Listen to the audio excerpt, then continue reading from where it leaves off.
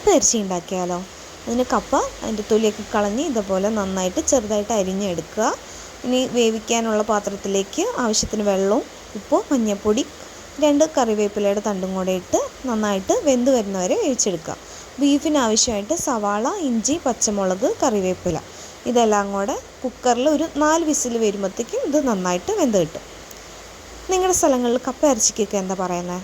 ഇവിടെ പല പേരാണ്. കപ്പ ബിരിയാണി, കപ്പ ഇറച്ചി, പിന്നെ കൊള്ളി ബീഫ്, അങ്ങനെ പല പേരാണ്. എന്തായാലും സംഭവമൊക്കെ സെയിം തന്നെ.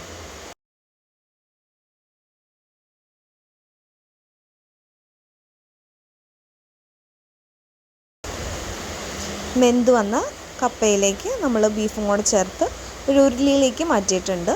ഇതിലേക്ക് കുറച്ചും കൂടെ മഞ്ഞൾപ്പൊടി, മുളക് പൊടി, മല്ലിപ്പൊടി ഇതെല്ലാം കൂടെ നമ്മൾ എണ്ണയിലൊന്ന് റോസ്റ്റ് ചെയ്തെടുത്തതും പിന്നെ ഇത് വറുത്തരയാണ്. തേങ്ങ റോസ്റ്റ് ചെയ്തിട്ട് മസാലപ്പൊടികളൊക്കെ ഇട്ടിട്ട് വറുത്തര ചേർത്തിട്ടുള്ള കപ്പ ഇറച്ചിയാണ് നമ്മുടെ ഇവിടെ ഉണ്ടാക്കാറ്. കപ്പയൊന്ന് ഇടയ്ക്ക് ഉടച്ചു കൊടുക്കുന്നത് നല്ലതായിരിക്കും കേട്ടോ.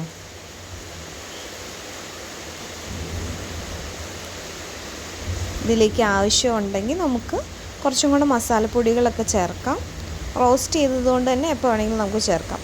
കുറച്ച് കുരുമുളക് പൊടിയും കുറച്ച് ഗരം മസാലയും കൂടെ നമ്മൾ ഇട്ട് കൊടുക്കുന്നുണ്ട്.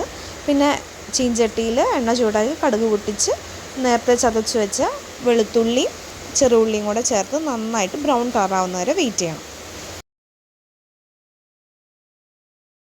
നന്നായി ബ്രൗൺ കളറായതിന് ശേഷം നമുക്ക് കപ്പയും ബീഫിലേക്ക് ഇത് ഇട്ട് നന്നായിട്ട് മിക്സ് ചെയ്ത് കഴിഞ്ഞാൽ നമ്മുടെ അടിപൊളി കപ്പയും ബീഫും റെഡി.